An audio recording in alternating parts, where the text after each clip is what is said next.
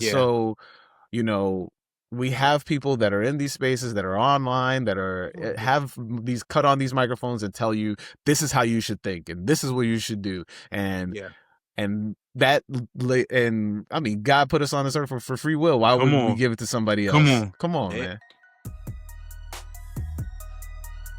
What's going on, everybody? Welcome to the Friday show. I'm Adam Butler. That's Paul Spann. Black Man Spann in the building. You tuned to MSR Pod Virtual Edition. Virtual Edition. We in the building virtually.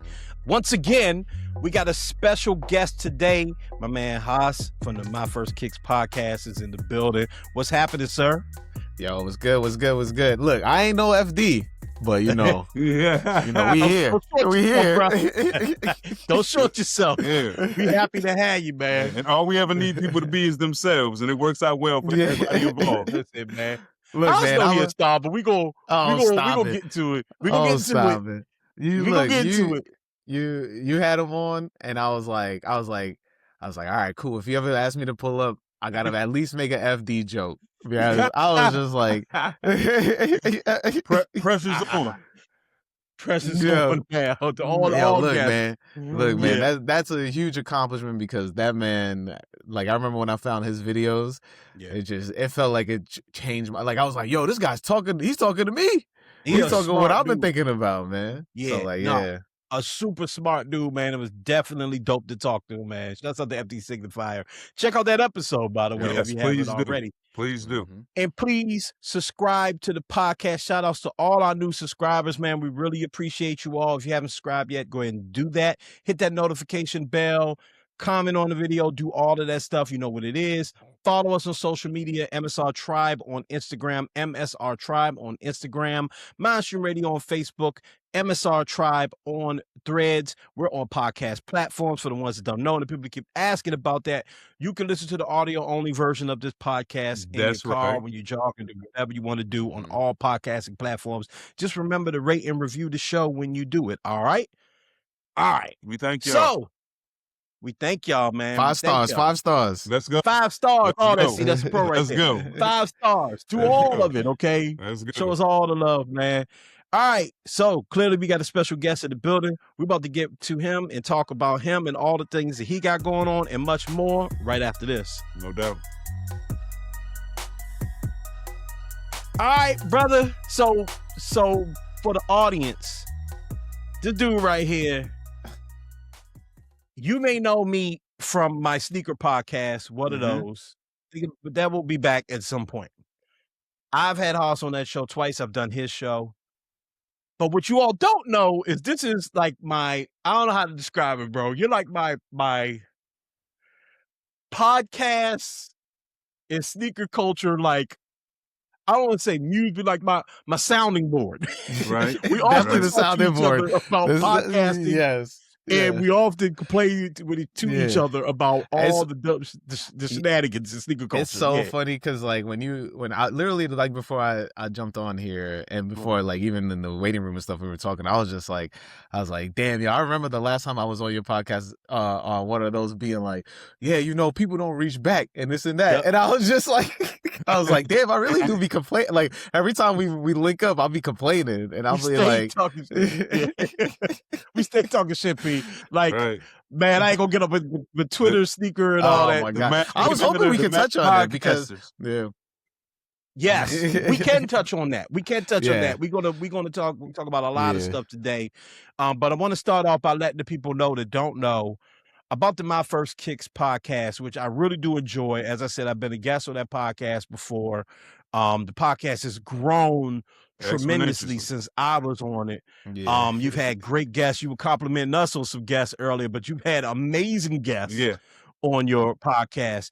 Just tell the people about the My First Kicks podcast, the concept and what it is and where they can find it too. So My First Kicks starts off with the question, what's your first kicks? What's that first person you absolutely need to have? And from there, I'll have a guest on and ask them that question, and then I use that question as a through line to get to know them through, like, their journey through life. Because for me, it was always like this icebreaker question I would always ask when I was on sneaker lines. And so I always felt like, especially going through life, I was just like, I feel like everybody has like a pair of sneakers. They were like, yo, I need to have these. And because of that, I know, like, obviously it's a cheat code to be like, yo, I know it's gonna be like a sneaker when you were a kid. So I'm gonna be like, boom, from there, and we're gonna go forward. That was what I was saying. But yeah, man.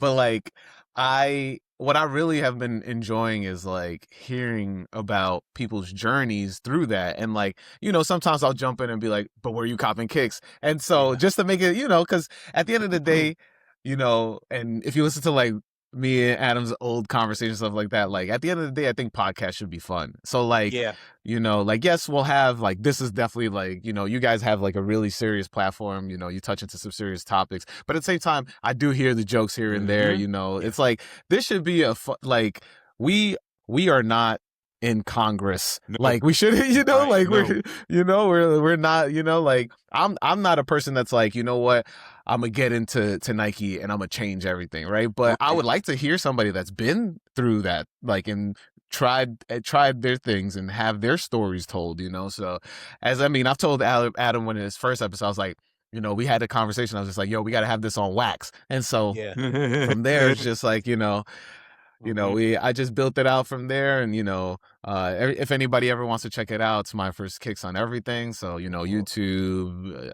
Apple, whatever, Patreon. But like, it's just been crazy, man. Like Adam's seen it from the jump. Like from the jump. It's really grown. And I don't just say that because I've told you this before. Like, I'm really proud of how far the show's go because I know what you wanted to do with the show. And I know the plan for the show. And I'm starting to see that where, sneakers, Paul and I have always loved sneakers because we always feel like it's a conversation starter, like you said, right? And everybody kind of loves sneakers at some level. Everyone either loves sneakers or can at least appreciate a cool pair of sneakers, right? Yeah. So it's always a great conversation starter, and it really sparks on nostalgia, like you said. Like people are usually, when they think about sneakers, they're thinking about something from their youth. They're thinking about something from back in the day. And you also mentioned something else that I think ties into that, right? We talked about how podcasting should be fun, and I believe that wholeheartedly. Paul and I have had conversations about this pod, right? And where we want to go with it, what we want to do with it. And as we started, as like I said, it's not a sneaker podcast. So we got into a lot of politics. Yeah. And we've had to even, scale that back a bit because we realized that people, more than anything, they need information, but they also need to feel good right now. Get an outlet. They need an outlet. They need some assurance that the world is not burning around them completely, that at the end of the day, it's about people. And that's what I really like about your show, man. It's really just people sitting down, talking to each other, getting to know each other. You know what I mean? I've seen white guys in suits on your show, and I've seen the most hip hop of hip hop people. Hey, man, look, look, what other podcast, well, outside of sneaker history, what other podcast, well, a sneaker based podcast interviews a state senator? Like, Right. Right. So like, and he was running for mayor for New York. So we were just like, I was just like, yo, let me just try. And I was going to be like, yo, let me try to get Mom Donnie next. I was already starting to be like, yo, let me get Mom Donnie. But like I'm the I don't know, what's the word? I want to say the universe, whatever, the universe I've created or whatever, or the universe I live in. It's like what it is that's so interesting is that when you hear people's journeys, especially through sneakers, and like sometimes it'll be like, yo, especially even that episode with Zelnar Myrie, where he's like, yeah, I was studying to be, I think he said like a lawyer, and he was just like, while I was studying to be a lawyer, I was trying to camp out for a pair of kicks. And I was like, yo, that's crazy. Eh? Like, you're not going to get those type of stories everywhere else, So like, but at the same time, it's like, it's super serious because he's like, I'm like, he talked about in this episode, he's talking about how Trump made him want to become, be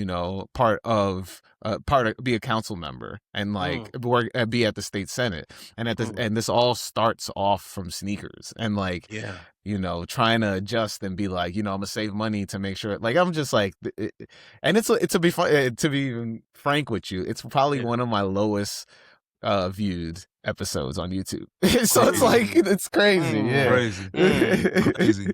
So yeah. I mean, but look, yo, the way that podcasting has jumped into politics, and I mean, look at like Theo Vaughn and and Andrew Schultz, like walking their statements back. I'm like, y'all got this guy. Y'all was gun ho about this guy, getting on him on your podcast, and you gave him the platform for these younger people to be like, you know what? What's the name that's on the top of my head?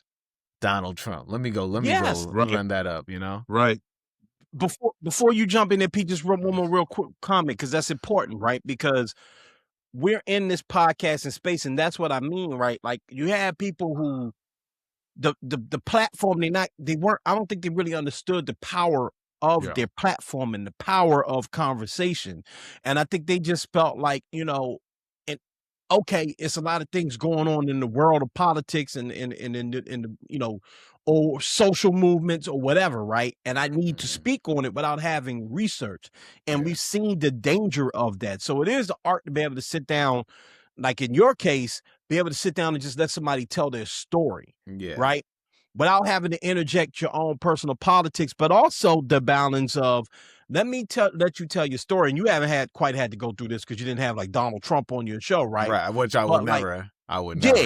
Yeah, but even if it's someone from the left, right? Right, yeah. If we're going to start getting into the space, because I made this big proclamation, P, where by the end of the year, here in Maryland, here in DC and Maryland, the DMV, we feel like Westmore should walk through our studio. We feel like there's certain politicians that are here that should walk through our studio. We feel like we are a space and we reach a certain audience, right? But if we're going to have that, as much as I support Westmore, he can't railroad me and Paul. He can't just come on and say whatever he wants without some challenge. So it is difficult if you're going to want to get in that space, and we could get to a conversation, Paul, about podcasting and how you properly podcast and all of that. We could do that now if you want, but people need to be careful with these microphones. Real talk.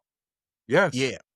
And something that both of you guys were talking on is such a interesting space to navigate now, just because there are so many microphones. You know what I'm saying? How's Adam and I started in this, 2006. 20 years ago. 20 years ago. I remember when we used to have to tell people when they didn't understand the transition from terrestrial radio to online radio. Like, they couldn't understand. Everybody was like, well, what station do I go to? And we had to break down, well, here's what you do, this, that, and the third, right? And so now with the fact that certain things are so accessible and everyone has a microphone, I don't know if I'm not saying that like none of us are like the foremost authorities on anything. You know what I'm saying? I know that Adam and I have certain things in our background as far as schooling and all that stuff goes, but it doesn't make us like award-winning journalists or anything of that sort. But one thing that I do know, something that we've always focused on, is integrity within ourselves, and however we steered our conversation. You know what I'm saying? We would want to be as informative as possible. But man, our last show we were talking about Captain Durag. You understand what I'm saying? So we were. You know what I mean? So like while we always, even when we thought about bringing the show back, because we've been on hiatus for a while, we were really happy to have a voice and to know how to figure out how to teeter the line between using that voice for things that are important, but also being entertaining and allowing people a moment. That joke that those mamas just said was funny. Like, Captain Durag is funny. Like, you understand what I'm saying? So like, it's such a thin line to have to navigate, and I think you do it well. I appreciate that.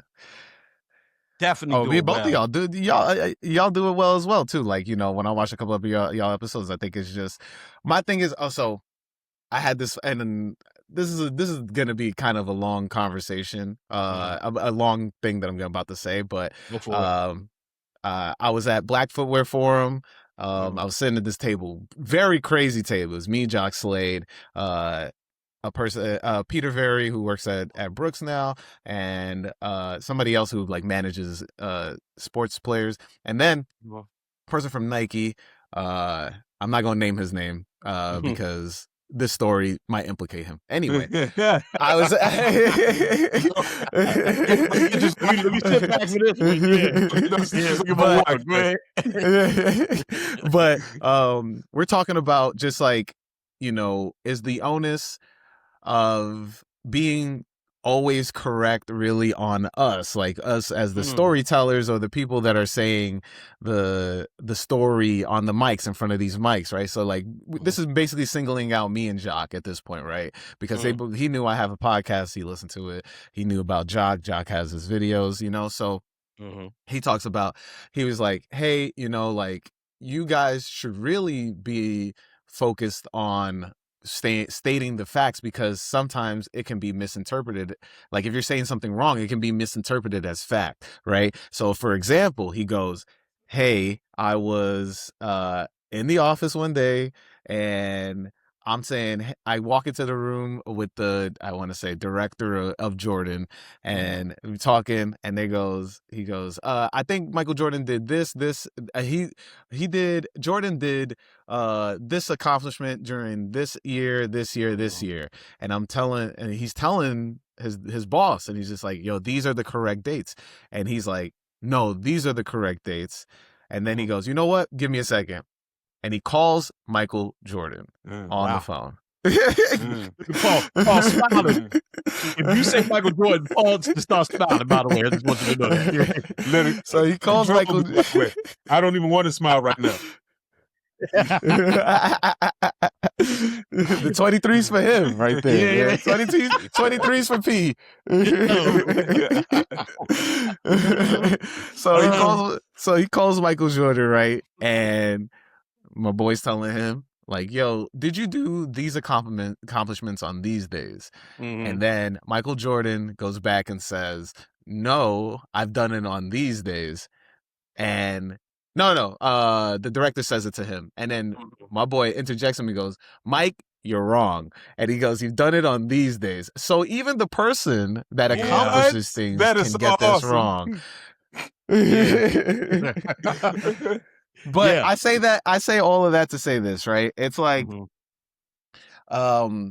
my biggest thing is there are a lot of people that say things with conviction because they have a microphone in front of their face. Like you got your red pill guys, you got, names I will not platform on my own, right? No, but they'll say, but like they have the conviction to say these things, right? Yeah. The thing that differentiates any of us that actually really cares about this and cares about our audience is that we are okay with being wrong. Because if somebody comes up to me and be like, yo, you got, because which just happens to me, because I'm not good with years. Sometimes I'm even terrible with numbers of Jordans. I'm terrible with, sneaker facts. Like, but like one day I'll wake up and be like, yo, do you remember the Indestruct Nike? Like, I'll just think, but like, but I'll go on the podcast and I'll say something wrong because I'm so deep in the conversation. I'm just like, my brain's in the room. My brain's not, back home thinking about the random sneakers.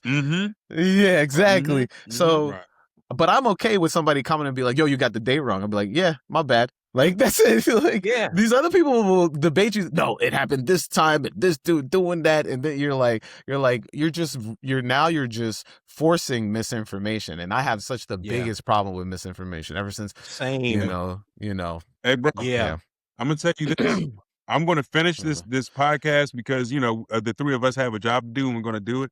However, that was amongst one of the coolest stories I've ever heard. And if I were to log off right now, I would be perfectly fine. You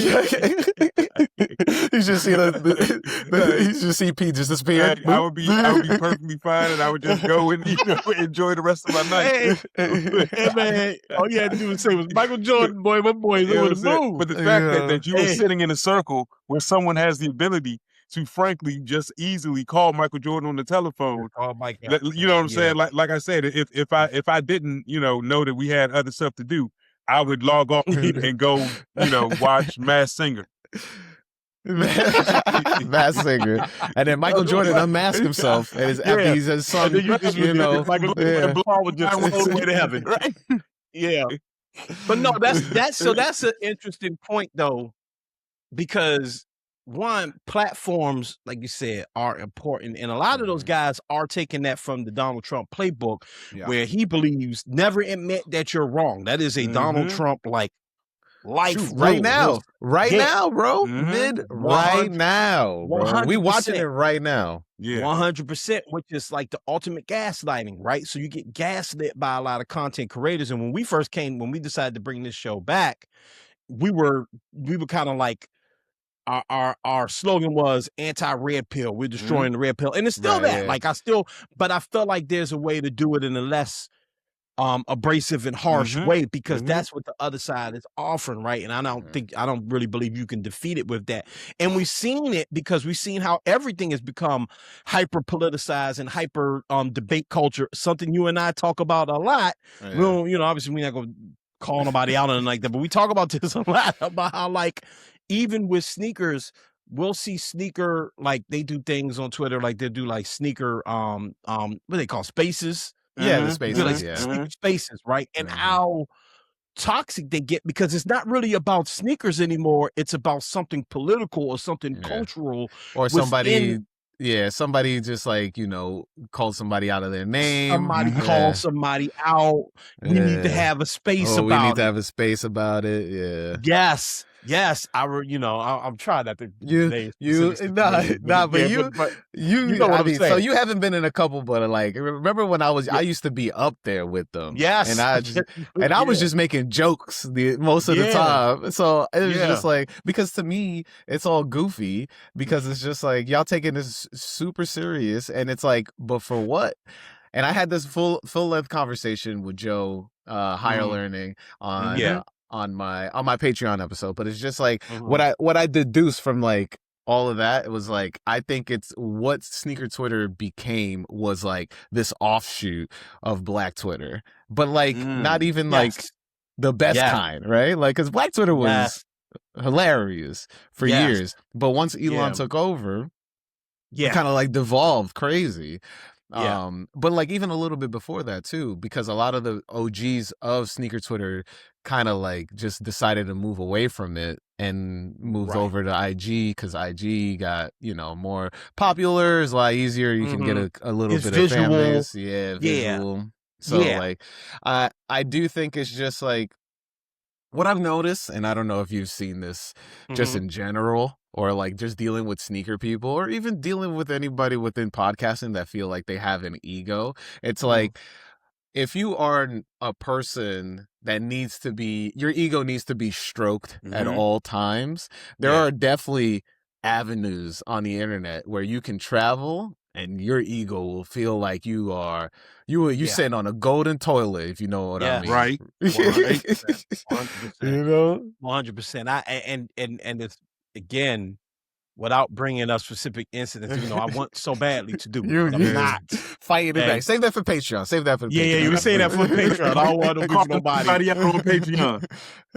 But it becomes more personality driven than culture driven, right? It's more about the person in the space, and this is not just for sneaker content. It's for political content. It's for dating content. It's whatever genre you play in, right? I had this big rant on the show a couple of months ago about how I unfollowed a podcaster that I really like, because I could tell they were playing with the algorithm. You remember when those doomsday trailers were going on, when they were doing those little mini doomsday teasers or whatever, and I could tell that the guy was playing the algorithm, but being hypercritical of like Marvel. Okay, again, we're not going to get into Marvel, the MCU, and all that here, but what I'm saying is that instead of just critiquing them honestly, he was playing the algorithm. He was rage baiting. They suck. They suck. And I had to unfollow, not because I disliked that person, but because this is more about you and less about feeding me information. I'm not learning anything from you.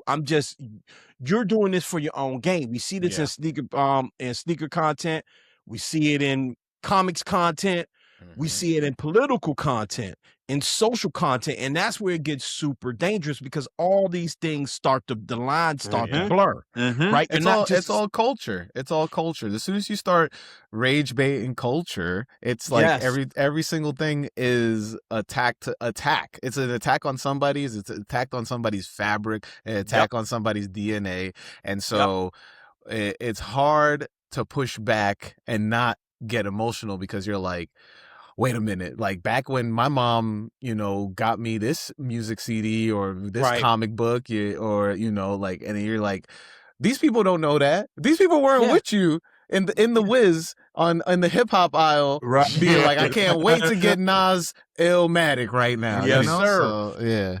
So, You got to protect the culture at all costs, whether and all these things are just subcultures of the larger culture, but you have to protect it at all costs because that's how you get a Donald Trump at SneakerCon, right? That's how I am going to call out one thing, not whack ass sneakers.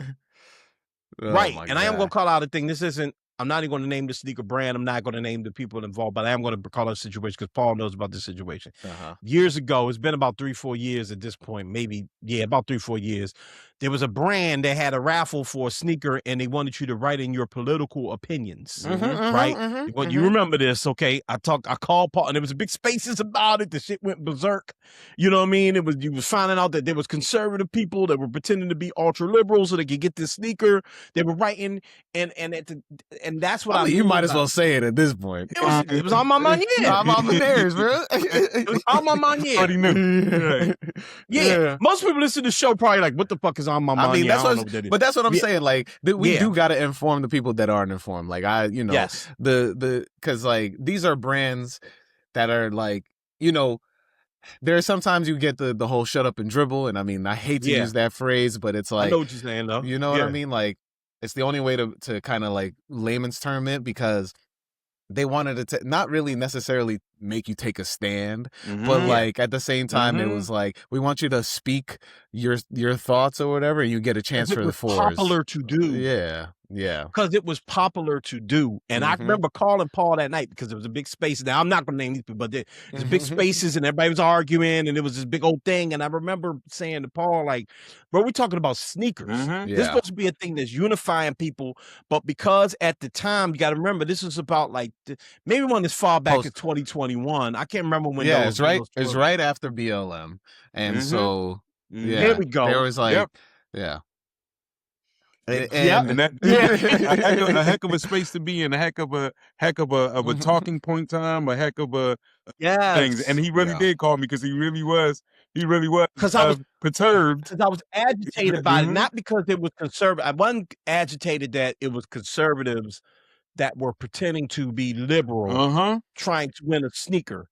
I was irritated that you couldn't figure out that someone would do that. Right? Why wouldn't you know that? Because all they wanted was the sneaker. That's it.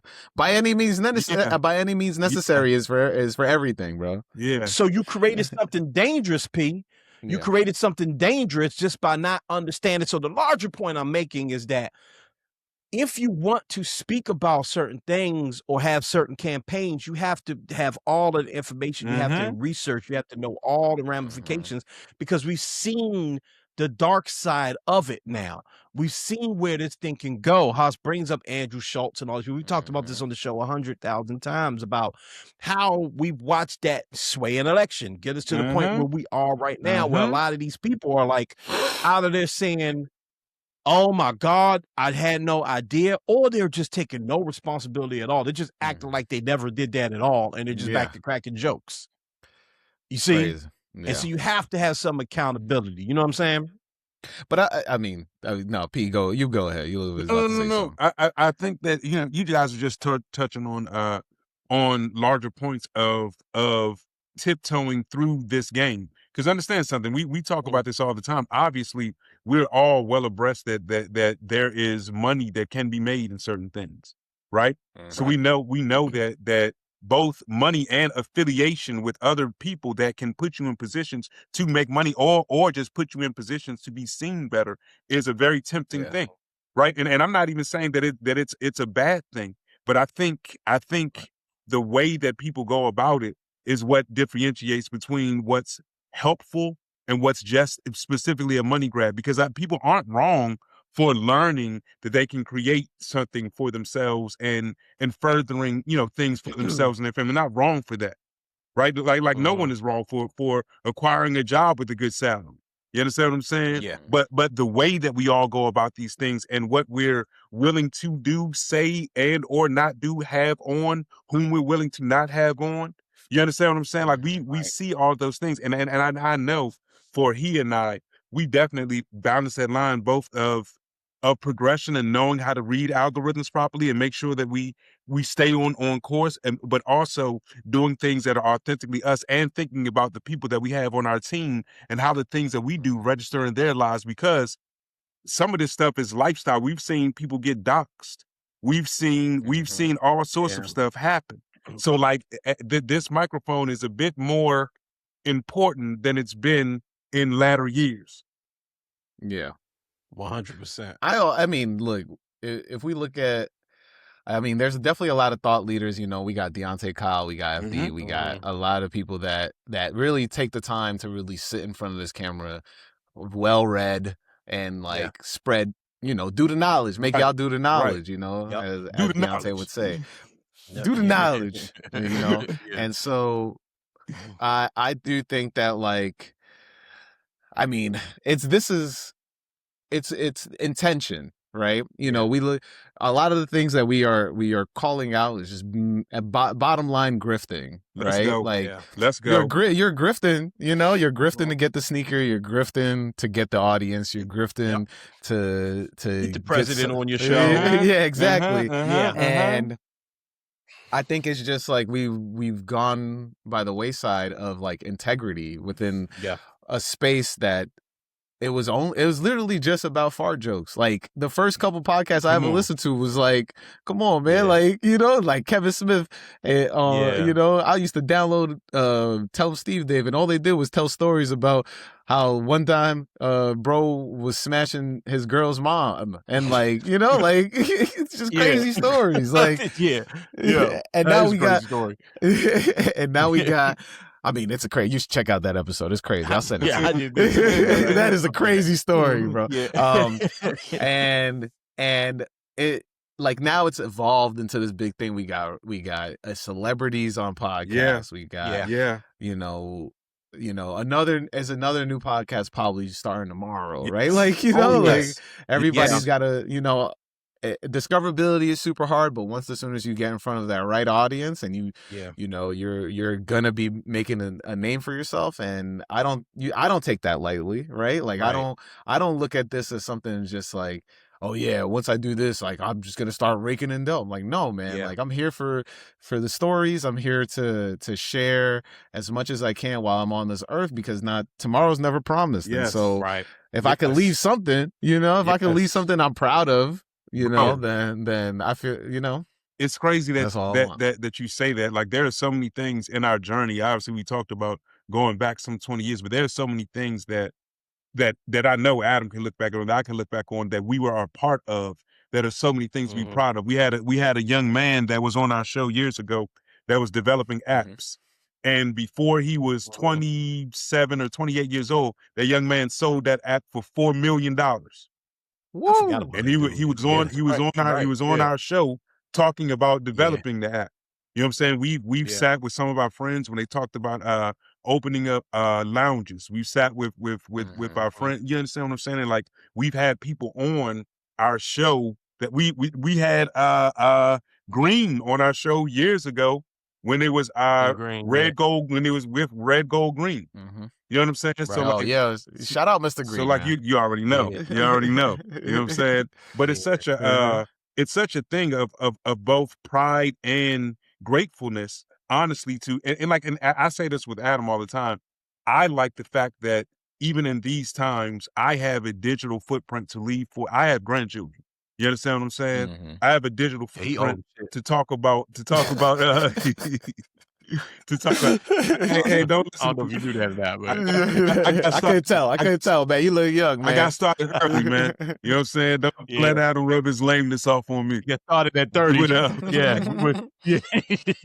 But nah, man, like having the ability to leave a digital footprint in certain times. You understand what I'm saying? Like I said, we aren't gonna be on here. Something that you talked about us was knowing how to say, you know what, we flubbed that one up. We got that one wrong. And we Adam and I have participated in making films. We've done all sorts of stuff, and we laugh amongst one another because we talk about this one film in particular called I'm Single Because, and I laugh at myself in it because at my younger age, I was saying some stuff that I wholeheartedly believed at that time. I'm talking about said it with my chest all the way to the next door.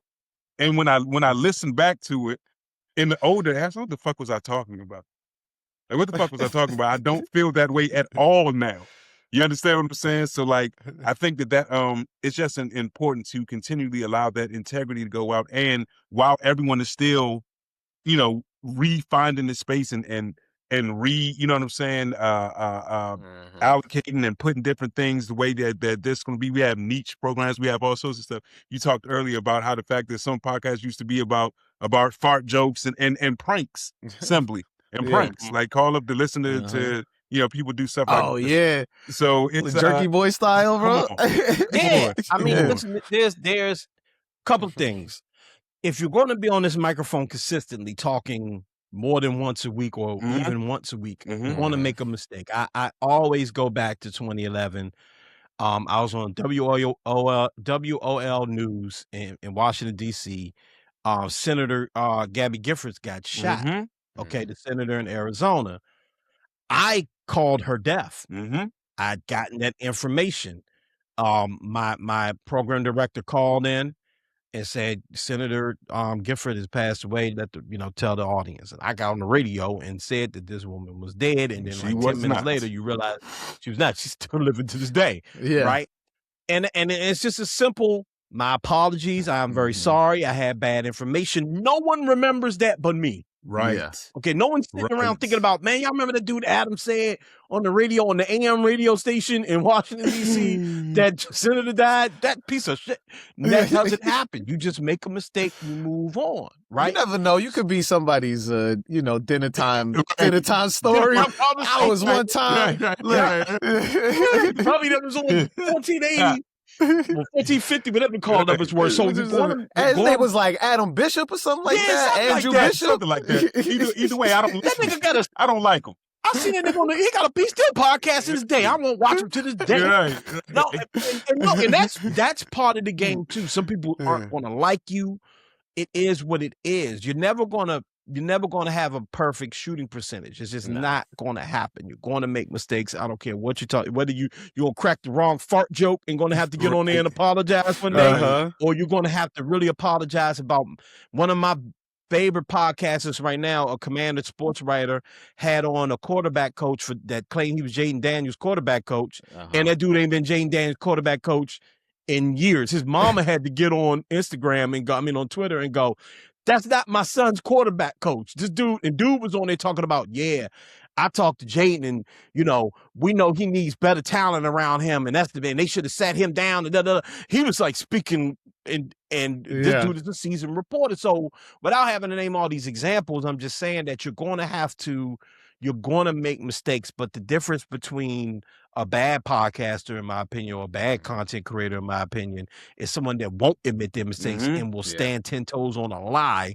and cause confusion, and someone that will go, you know what? I had bad information, or I said the wrong name of the sneaker, or I named the wrong director, or the wrong year the movie came out, or whatever. I had the box office wrong. I had this wrong. I had that wrong. I'm wrong. I'm sorry. Your audience will forgive you because they're tuning in because they rock with you. That's the unique thing about this space that we're in. I produce podcasts for a living, okay? I tell these people every single day, you're not selling the guests.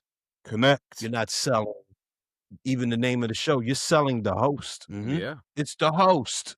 Okay, it's the host. It's who did the people. Whenever we talk about grits and eggs, we say Deontay Cal. Yeah.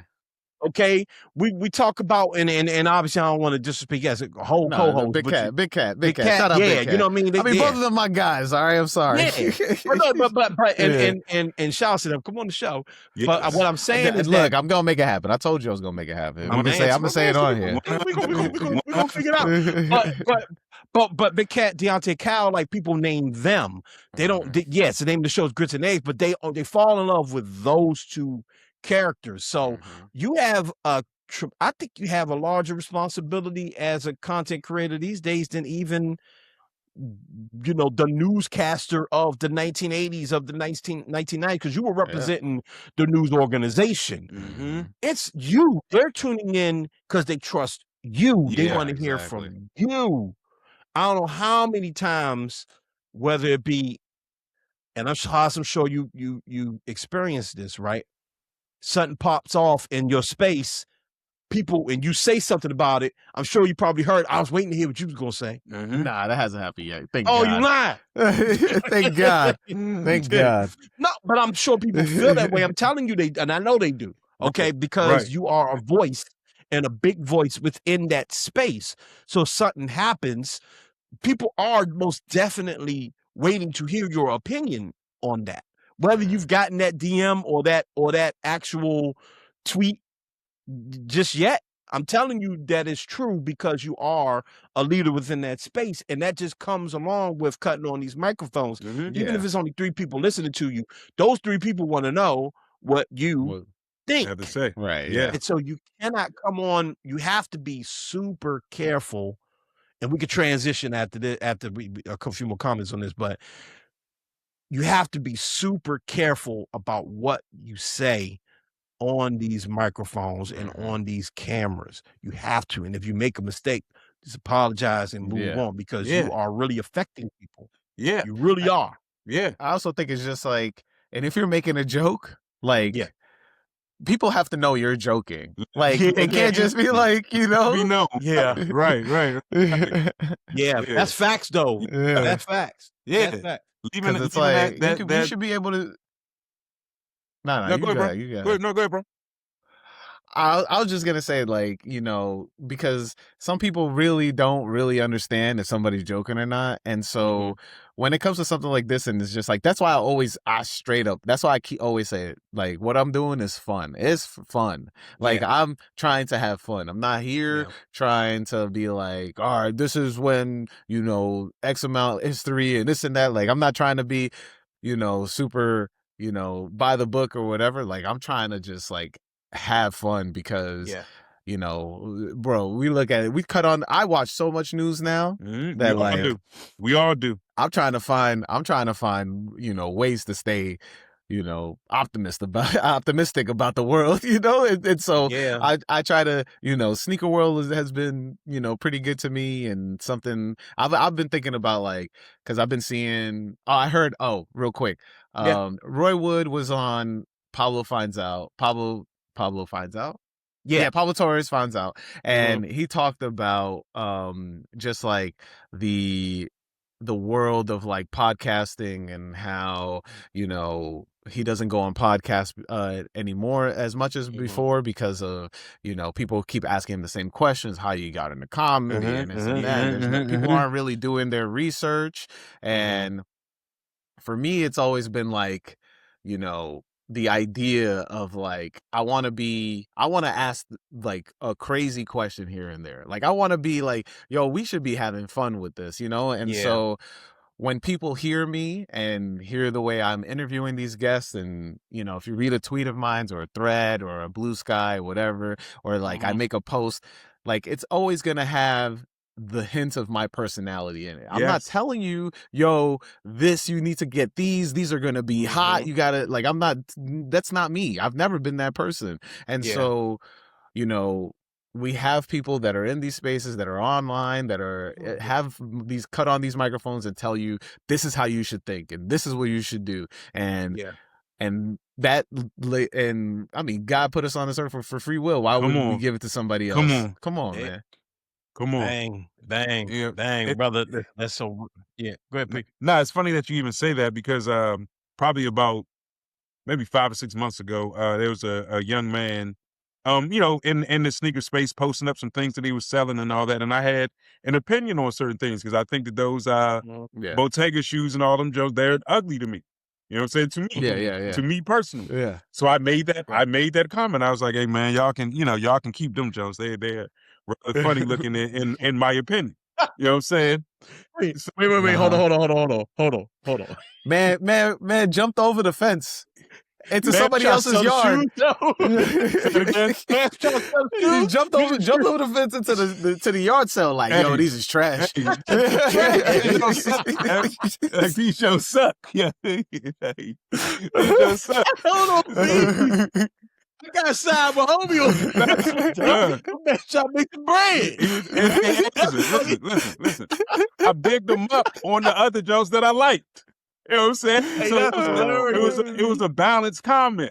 You understand what I'm saying? Okay. It was balanced up. It was like, yeah, them jokes you mean backhanded compliment. Hey, Haas. But honest though, bruh. Honest. You understand? There you go. Okay. Look, all right. Look, if you bought a pair and that was like your response, I would have been like, yo, let me get those 4s, but the rest of them joints is trash. Yeah, you can save them. You can save them. And you made the sale, then there you go. All right. It was a look. It was comment. It looked like I hit him on the front part of the comment. You was wrong, dog. It was a compliment, and then I said them Bottegas is trash. You wrong, bro. You was wrong, bro. He wasn't even. Yeah, of course, bro. I bet he did. This nigga trying to sell the shoes. No, I get it, but them jokes are trash, bro. Them jokes are trash. Hey, but you have to say you know what I'm saying? Yo, he was funny. That's what he said. It was like he said, bro, you could have just kept that comment to yourself. I agree with him, dog. You should have sent that picture to. You should have sent the post to Adam and been like, "Yo, these are you would have got it off. That would have been good." Hey, it's a free platform. When you put man, we over here striking down people. www. It's free for hey, that's hilarious, boy. Yeah, my man was really he was perturbed. Yeah, I understand. Yeah. I would have been too. He walked into his house, but he probably suffered those. He didn't even ask him if he wanted food. He just said, "Nah, the food trash." And then walked back. It's garbage. He just walked up in, like you said, he went to the yard sale and said, "All this shit trash. Nobody buy none of this." Oh my God! Yourselves in trouble. That's crazy. Yo, okay. I want to talk about nostalgia for a moment because, there's this thing going around, nostalgia bait. Yeah. I hate that term. I understand it. Okay.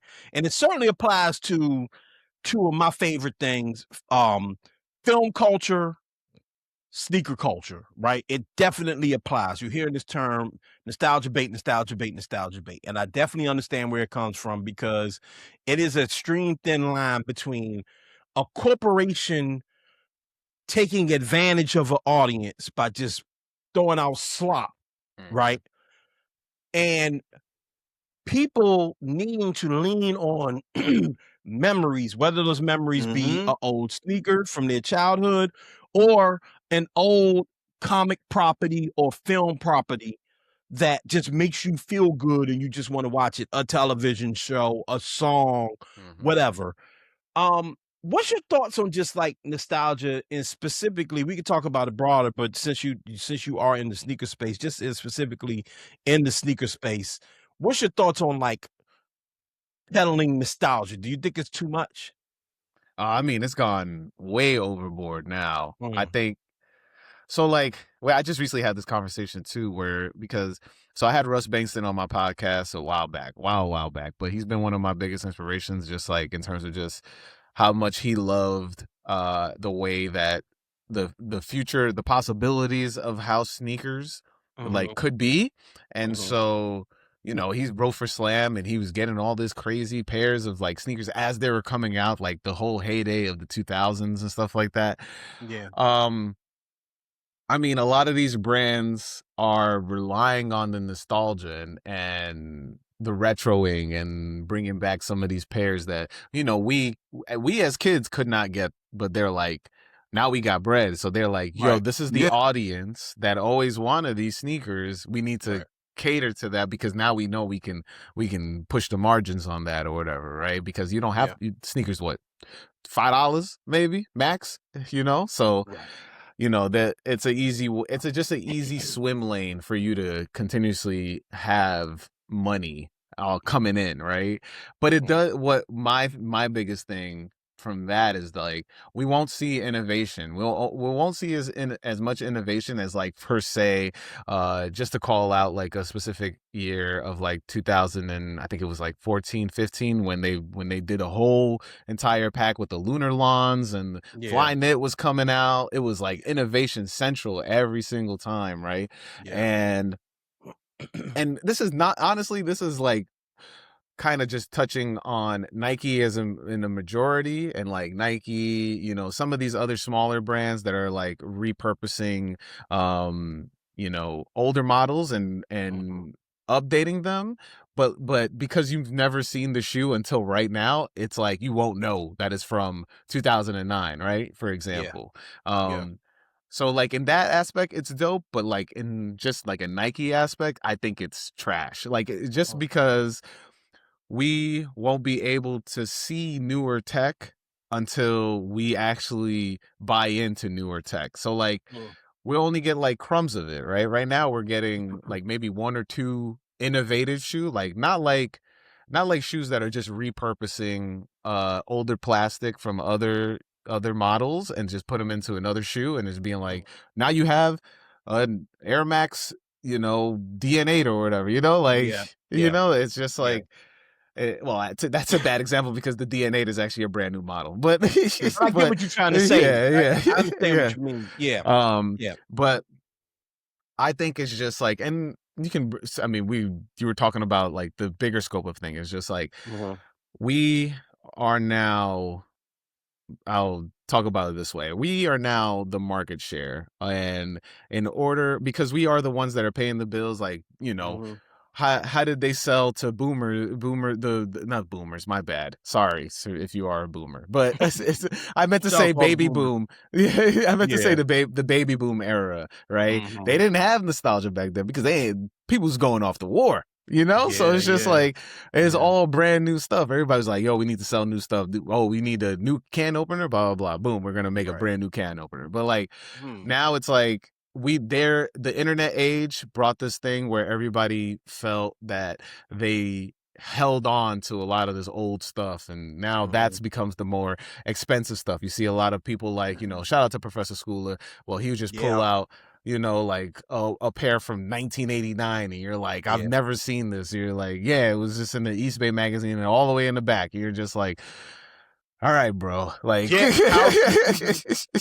I had Schooler on the show, and your man pulled out the C-Web joints with the interchangeable straps. Yeah. I said, "Oh my God!"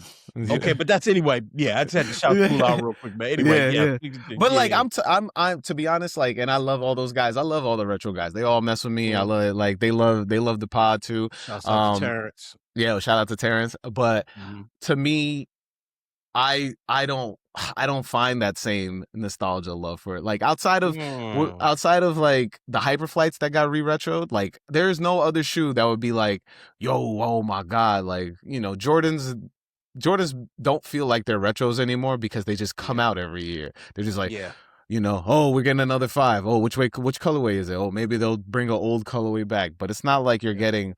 I was like, yo, how come Nike doesn't protro any of these these old Jordans, or the Jordan protro these? Because I would like to play basketball in some of these Jordans. You can only play basketball in the newer stuff, and it's like, like, but do we like the newer stuff? A lot of people be like so wishy-washy on it, but then it's like they're not really trying on that, and then you get the 40, and then the 40 is like this dope shoe technology that you barely hear anybody's. You hear nobody talks about them, bro. Like, it's like, and I think you nailed it there, P. Real quick. I think you nailed it because whether it be sneakers, whether it be movies, whether it just be nostalgia in general, or just have 2 quick thoughts on it.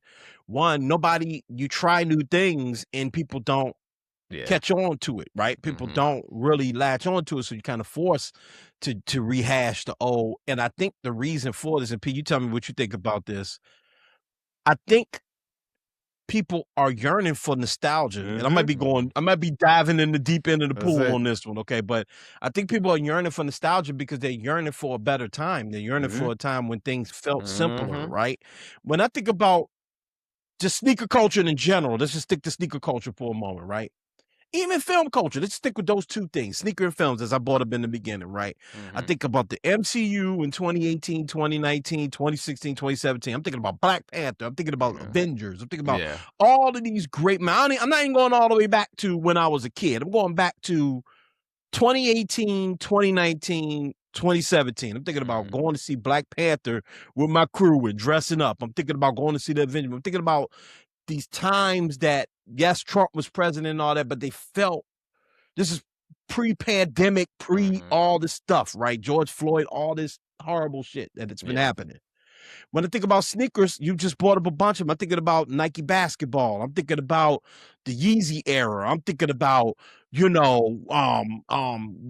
the fours retroed back in like when the bread fours retroed. I'm sorry, cement fours retroed like 2015. Yeah, 2015. No, I ain't even going back on that. I'm thinking about like when they came out in 2015. When me and you used to go up to the boulevard. You don't know nothing about this, huh? We used to go up to the boulevard. Yeah, exactly. You was in Peach County, but we used to go to the boulevard and wait in line for like Olympic fives and all this stuff. We would just get the stuff easy. And it's just like, it is a little bit, nostalgia is trickery because you feel like everything was so much better, but there was terrible things going on at that time as well. Oh, for sure. Right. But I think that people hold on, let me cut you off real quick. Sure. So it's funny you're saying that. And you named those specific shoes, but those shoes were a retro of a previous time. And yes. The thing is, That's and now you're making right. thing is that the retro that they were selling, especially if you talk about that Cement 4, when that Cement 4 dropped, they were like, yo, this is the first time since the year it came out that they put the Nike on the back. And you're That's like, right. That was the big thing, yeah. And you're like, and then you think about it now, it's like everything's got the Nike. Now we good, you know? Yeah. Like, yeah. So, I understand. Like I said, I don't want to rant too long. I think about nostalgia because the term nostalgia bait, and it really applies to like, it's good we having someone that is like, expert in sneakers, because it really does apply to that. And it definitely applies to other things I've named as well. But I've often thought about why nostalgia is such a, like, why are we having this battle over nostalgia where it's like, there's too much nostalgia, you blah, blah, blah. But other people are like, but I need a little nostalgia. You know what I mean, P? I'm not mad at nostalgia culture. I'm mad at, I think we can be mad at how some of the things are executed. Like because I'm understand something. That nostalgia, all we're talking about is a connection. We're talking about a connection to something. And I think that's very important. Like for me, even, and Adam knows I talk about this often, I'm disabled now. I wasn't born disabled. I got in a car accident in 2001, broke my neck and all those things. So I'm limited in my movement. When I see certain J's, when I see certain things, it makes me think about the years that I was able to play basketball. It connects me with certain things that, over the years I've been disabled for over 20 years. You know what I'm saying? So when I see certain things, and even when I connect a story to certain things, it's important. I think even the reason that is such an easy your first question is such an easy conversation starter is because it makes people think about their actual life. So I'm not mad at nostalgia. I'm mad at how piss poor the rollouts have been. I'm mad at the weaker materials that have been rendered to us. I'm mad at just because I think it would be important to actually hear the voice of the people and do some things that they actually want retroed the way that they would like it, as opposed to the other things. But it's also important that we all have a keen balance, because I agree with you. Those 40s are jive like a dope shoe. But we've become so segmented, even in sneaker culture, that there are people that are going to tell you that you can't wear anything past a 14, that you can't do this, that you can't do that. So like that element of sneaker culture, the staunch telling people what they shouldn't do, you shouldn't buy this, you shouldn't do that, or you're lame because you do that. I think that part of it is whack, because it's whack, but I also like it because with the fact that with the fact that some people are so inundating on being hype people, it allows people that truly do connect with the good part of nostalgia to be able to freely get sneakers. You understand what I'm saying? Yeah. So I like that aspect. I think it's like a good and a bad, a give and a take in the situation. Yeah, I when I think about nostalgia as a whole within sneaker culture, and then I'll obviously just outside again, I just think about why people yearn for these things and why people, it's like comfort food. Yeah. You know what I mean? Like I want Robert Downey back. Yeah. You know what I'm saying? I don't care if it doesn't make sense. Like Robert Downey's back. It reminds me of something. Chris Evans back. It reminds me of something. Yeah. Jordan 4's back. It reminds me of something. You know what I mean? Like did you retro this sneaker? It reminds me of something. You know what I mean? And I think that, you know, when we just think about this in whole, and all we've been talking about this conversation about like just where the world is, leaning on these subcultures, hobbies, however you want to frame them, whatever you want to call them, I think are vitally important for your mental health, man. One thing when I was doing one of those, one of the biggest things, I always correlated sneaker culture to mental health, because it's like, I need you do this thing because it makes you happy, it gives you joy. Yeah. You know what I mean? You talk about these things. Haas talks about this a lot. Like, it's a conversation starter. So you're making friends. You're building. Man, this man met through sneakers. Come on. Yeah. Come on. You know what I'm saying? Like, we met through sneakers. And like, Yep. Yeah. You know what I mean? So it's like, and so it's, you know, Haas has the opportunity to speak to people outside of sneaker culture because they're bonding through that thing. And it's the same thing with films. It's the same thing, like I always used to bring, like fishing or whatever the hell you into. Yeah. Those things are so important because the world outside, like my man just said, like you turn on the news for 10 minutes. We just watched the video earlier with a Marine protesting the war. Yeah. And a stupid senator tried to like be He-Man red pill guy and grab the man and take him out the room and broke his arm. Yeah. Yep. Right in real life. Because he was trying to help the cop, Instead of letting the cops just do their job. Yeah. He got to jump in and be big man, and he breaks this man's arm. I mean, give me a sneaker any day. Yeah. Yo, I mean, it's crazy. Like I said, I've been really tapped in with what's been going on because, you know, one thing that we definitely have to push on a lot of these younger people, if you're younger, you're listening to this, definitely pay attention to politics, because I try to push it away for so many years. Like, you know, grew up in New York during 9/11. Like, I remember smelling the towers for a year, it's almost 2 years, because I lived in Manhattan and my mom worked at the hospital. And so I would hear about. Yeah, man. Yeah. So whenever I always dealt with politics, I would just be like, I don't want to, like, I would just boycott the news and stuff like that. So that's how I ended up, you know, online and trying to just, you know, stay as far away as I could by being in like video games, comics, and sneakers, mental and space, you know, right. Yeah, man, you definitely gotta take that time, and find, like, to be honest, like I've been saying this a lot, like, you gotta find yourself, because everybody's gonna try to dictate who you are out here, you know, like, but to your point about like what's been going on and kind of like put it all together, is like, it's crazy that there are podcasters that are in the government right now, and it's like, you know, and as much nostalgia I would love to bake in, I'm like, bro, we got, you know, this is crazy, you know. I think we have a podcaster. A podcast, sorry, Paul. A podcaster runs our FBI. Yeah. Yes. A podcaster runs our military. Yeah. They're attempting to have a class taught in Florida after a horrible podcaster. right now. Oh, well, they got a horrible podcaster. We have a mural of a horrible podcaster on the Department of Education building right here in Washington, D.C. Man. Yeah. It's a big mural. Yeah. I do have a question, though. I do have a question for you and for both of you. So I mentioned earlier that we have not stopped talking about politics on our show at all, but tailored it back a bit because I felt like we were getting a little too heavy-handed, not because people were interested in politics, but I think that we were shaking our heads at the clouds more than like really delivering like information, right? So we have tailored how we give the information. You mentioned that you are now paying attention to the information more because you feel like it's important.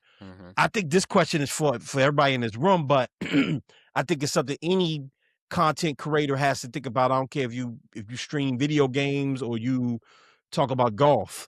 What responsibility do we have at this time to mix in the information, the real information within our whatever our genre might be, if any? I mean, I think having a concerted effort of being well informed is definitely something that we need to just do in our everyday, like content wise, or spreading the message of like, what is going on around you. Like, if you're like you said, you're gonna get people that work within your district, within the government, on MSR. Very dope. I mean, I'm looking for opportunities to talk to some more, government people as well, trying to link in that. I'm not going to be like, I'm not going to have like the cool kids on, which I recently had, and just be like, all right, so tell me about Mom Donnie, bro. Like, it needs to make sense. And I'm not going to force feed or force myself into it, but like, having it, like, I mean, obviously I wouldn't turn down, I'm not going to turn down an interview to be like, yo, oh yeah, you talking politics. Like, no, I'm here to talk about everything, like, and I was thinking about this recently too, is like, my show is my show, and I'm a dictate it how it needs to go and how I feel. And so I know what my message is on my show. I know what the messages or the stories I'm trying to get out of people, because like what I believe my show to be is to be that kind of escape away from that, right? I want us to all go down memory lane and talk about these things and have a concerted community that has these conversations, because I mean, I've mentioned this on like an outro too. It was just like, I want this to be fun, because if I'm bringing up, oh, yo, this is crazy, they bombed terrain, like, I'm not, like, what happened? It's supposed to be about sneakers. Like, I get that point, right? But I'm not afraid to go on Twitter and be like, yo, you see this is crazy. Right? I'm not afraid to go on threads and, interact with people that are talking about this stuff, or call out, bullshit that, like, the shit that I've seen, or like, I'll do it on my personal page, and some people have come looking for that there. And like myself as like a guest on a podcast will talk about whatever, and everybody should feel that way. Like, and what I was trying to say, sorry, I cut myself off. Was it crazy? No, you good. You good. I was trying to say, I dictate what I want to be said within my show, but nobody else should feel they need to, conform their show by having like somebody who doesn't necessarily talk about that all the time. They should just ask and be like, so what are your thoughts on this? And not be afraid of what that person's going to say, because I think right now we live in a world where, people are afraid to be like, yo, so who'd you vote for? And I'll be like, bro, just tell me who'd you vote for. And then if you can't explain to me coherently that, like, oh yeah, you voted for Trump, and you like, oh, I just want tax cuts, I'll be like, so you just wanted tax cuts and you put us, you got us in here, and like, you have nothing else to say after that. And I've been in these conversations. I think we live in this world now. We have to. That people are just too afraid to have that conversation, because they don't want to be let down. They don't want to be let down, and two, they don't want to be angry, because they're like, oh, now you got me upset because you did the wrong thing. And be like, well, maybe if you had this conversation when it was time to vote, or months before there was about time to vote, and you well informed your friend, you wouldn't have found out that now they messed up and now we are here and they are part of that. And you got to start steering people to be a little bit more well informed, because if we're just making unwell informed decisions, then we're going to be in an unwell informed environment. So yeah, it's agree. It's funny that you said that last part, and I know I giggled at him. I know Adam can attest to some of the things I'm about to say. We've had in both administrations, in all administrations, we've attempted to have certain conversations with people. We've attempted to, because we've attempted to bring, like, there's something that we've always done. We've coined some of the things that we've done edutainment, because we're going to have fun, but we're going to also have a element of education per what we think and believe. I think that some of these things is individualized per the person and their particular skill set and what they're comfortable in saying and doing, right? But we've had certain conversations with both guests on our show. We've had them with our personal friends in regards of things that we felt like directly, and didn't have a problem saying it directly and engaging in civil debate with people. You know what I'm saying? And then honestly, looking back and registering between the two of us when we just have personal conversation and go, we tried to tell these motherfuckers, bruh. Yeah. Like we tried to tell them, and then when you look up, and we're actually in damning situations. Like, it's not, so like, I think, like I said, I think it's important for people to individualize their thing and know what your strong suits are. I don't want you just jumping in front of a microphone and just saying something that you think or that you think is helpful, or that you're trying to be in the fray with everyone else just because that's what's going on right now. I think that the authenticity is important, and I think that knowing your voice and knowing where you've been, like, and it's not a problem learning new things, and like you said, Haas, like you know, you made a exerted effort to know, you know what, I need to be a bit more informed. Like, I don't want to just be out here completely devoid of what's going on, because that and too is dangerous, considering that this is life. Like, all of our lives are drastically changed. Like this, the ICE stuff and all this stuff, it is life. Like living in the District of Columbia, being in the DMV area, our lives changed. Like we looked at it. You know what I'm saying? For the people of Minnesota, for the people all over the place, like we're witnessing it. So like, there is an element of responsibility that I think that we all have if we so choose. But it is not a mandate on everyone. It is not a thing where you have to do, you can't be, no, maybe some people's lane is to stay completely light. You know what I'm saying? Because with everyone doing something, there's so many things for us to find. So we don't have to make anybody do anything, considering that there will be someone to cover your lane if you just look for it. 100. I do think it's just like, my biggest thing is just like, don't, like, if you are a person that is, you know, very adamant about like having, like, not being like politically correct or whatever. I'm trying to phrase this a little bit better. But like, if you're a person that, like, okay, here we go. This is what I'm trying to say. So I think we live in a world now where a lot of people would just be like, I'm tired. And I've seen this a lot. Like, they'd be like, you know what? You know, ICE is going through this, you know, we as Black people, I've seen ICE go through crazy, you know, and then they'd be like, I'm tired. And you'd be like, no, this is not time to be tired. But you made the comment.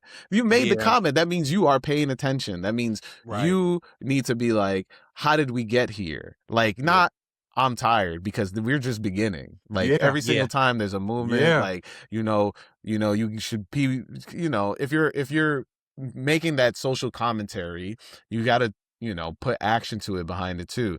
But I think we live in a world where just like, there's a lot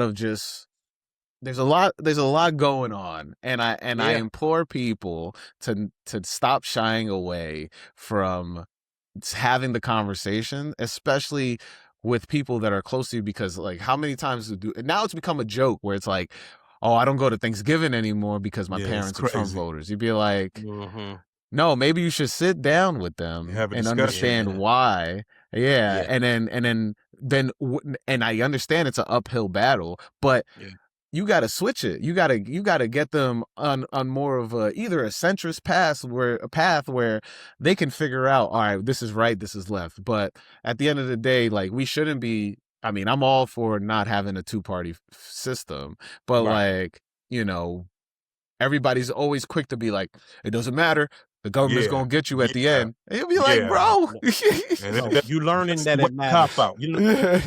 You learn that it matters. A couple quick things. You're learning that it matters. One, I mean, if you can't see that it matters, that you need to have at least someone competent at the top, then I don't know what to tell you. Paul and I had a conversation earlier when we went through every major policy or move that this man has made since taking office and how catastrophic they've all been. We live in Washington, D.C. I realize there's federal workers all over the place, in New York, everywhere, right? But obviously here in the DMV, the federal government is like our bloodline, our lifeline, right? Watching people have to move out of the country, watching people lose their livelihoods, all sorts of stuff, just because Elon decided that you don't need to have federal workers, right? I can go on and on and on. We talk about ICE, we talk about these wars, this, that, and another. So it matters. Two, the person that gets tired in the fight is the person that loses, period. I saw someone last night, Jasmine Crockett lost her primary, and, shouts to Jasmine Crockett. Insane, man. It's tough. She lost, though. She lost to a Democrat as a primary, right? Yeah. Insane. And you could be disappointed by that, but I saw a couple of comments that was, we tired of this, we tired, we done all we can, we tired. No, you cannot be tired. Yeah. Now you need to make sure that homeboy wins that primary. Yeah, we still need that seat. We still need that seat. We still need that seat. It's not about Jasmine Crockett having the seat. It would have been, you could believe that it would have been better if Jasmine Crockett had the seat. Sure. I could rock with you on that. I don't know much about Tellerico, I believe his name. I don't know much about dude. I'm not in Texas. I don't vote in Texas. But what I know is, at the end of the day, he's a Democrat, and we need more of them right now to stop the bleeding. Okay, so that's very important.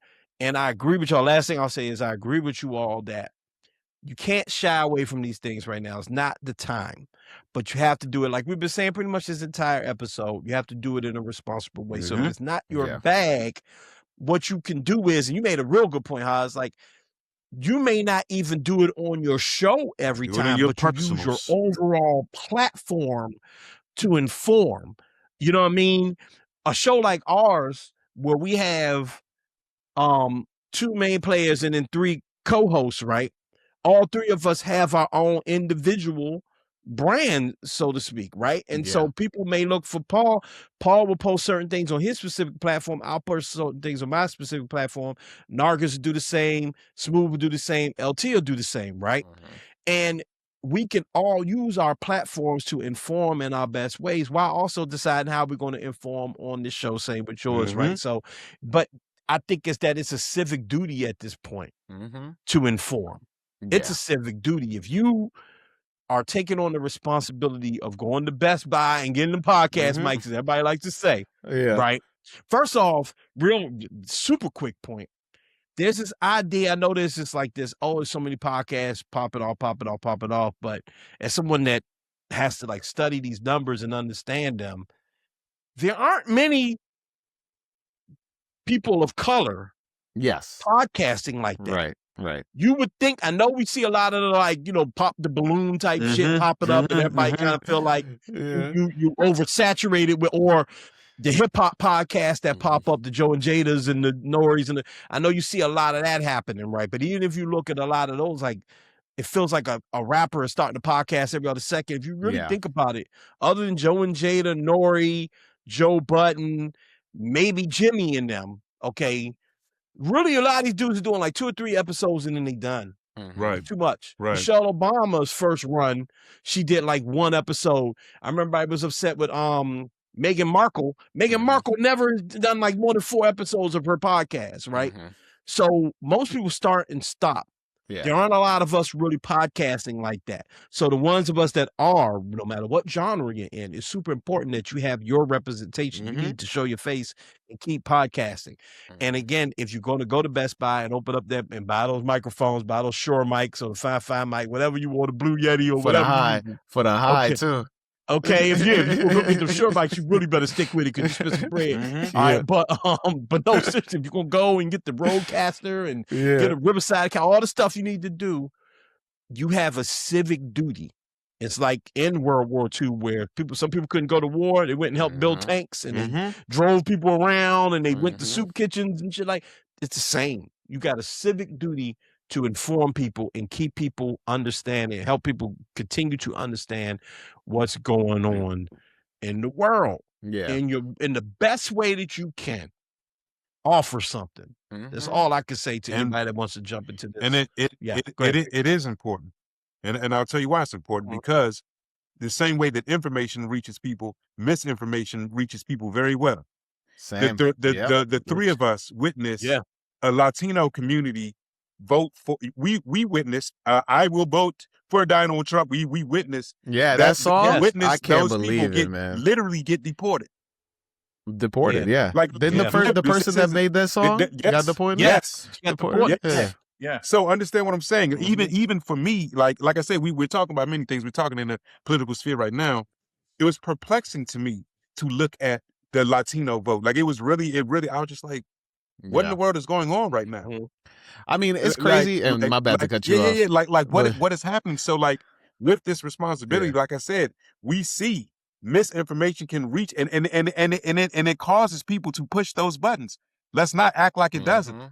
So what we're doing is very much important, and having that balance, and like giving as much as we can a voice of reason, and sometimes complete insanity, because that vote was insane, as we can see by what is happening to people currently. Go ahead, bro. 100. I was. Damn, I have so many points now. You just brought them. You just got my synapses going crazy right now. But the first part I was gonna call out was with the Latino vote, and there's a video with Mero. The kid Mero went up to the Bronx and asked people who did they vote for. This is during Mamdani's rise to power. I don't know why I said it that way, but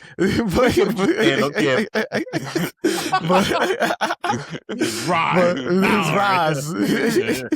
But this is during the Mamdani campaign, and Mamdani really, what he did was, and he gets so much praise for this, was he actually spoke to people on the street and asked them why did they vote for Donald Trump. And biggest topic was affordability, and we know Donald Trump's message was very clear. His policies were very clear, but you don't know what all the other stuff he was going to do around that until he got in there, right? So that's very, very misleading to that point, right? But when it comes to like these microphones and the onus of like how we're moving with this and stuff like that, I watched this extremely, and I'm talking people of color with microphones as well. I've watched this extremely important video essay that FD recommended by Pillboy, and it's about shout out Pillboy.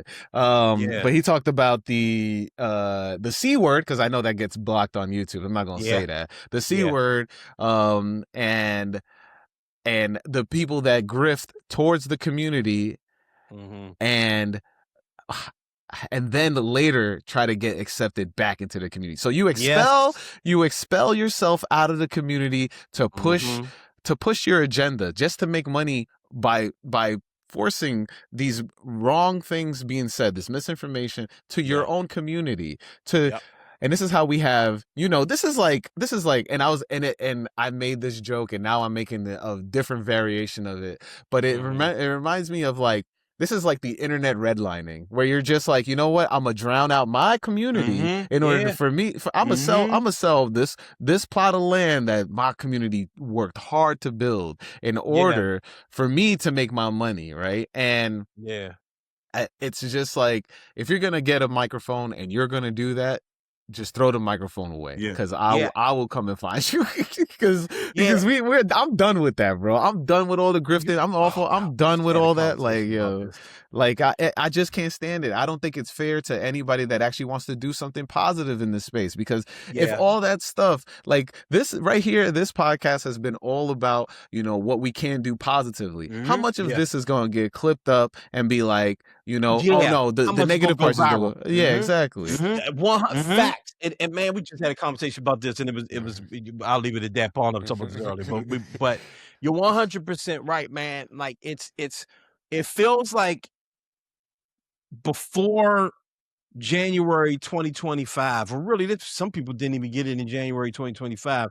Let's say summer 2025, before ICE really started snatching people. Once ICE started snatching people off the street, because federal workers getting fired wasn't good enough. Nope. People, all the crazy stuff, all the executive order, that wasn't enough. Once you heard, oh, we gonna get $2,000 checks even from the tariffs, they was like, oh, we good. Oh, we good. What about Epstein files? Yep. You know? Okay. But once things really started popping off, you got a lot of people, like you said, we know who they are. We don't got to, I don't even want to say their names on the pod, but a lot of black people that were on that other side coming around and going, oh my God, either I didn't realize this would happen to me, or, oh my God, I realized this has been wrong the entire time and they want to come back. But before then, everything was play. And this is something FD actually said on the show. We got to stop this. It's not that serious thing. Oh my God. When he said that, yo, my God. I was like, yo, he is spitting right now. Yeah, man, because it's real. Like this whole idea that ain't that it's serious. Not that deep. All y'all tripping, it's not that deep. You crazy, bro? Yes, it is that deep. And I think you had a lot of people who were playing that game of, especially like a Schultz and people like that. These are white people we talking about, but a lot of black folks was like, they were looking at us and going, you all are tripping. And look how out of sorts you are. You're tripping. And now they're realizing, no, we aren't. So we have a decision to make, right? Do we let them back in? Right. Or do we continue to teach them that lesson? And I have my opinions on it. I think you all can pretty much guess how I feel. You know what I mean? But what happened at the end of Snowfall? Did they let Frank Lucas? No, Frank White. What's his name? Franklin Saint. Franklin Saint. Did they let him back in?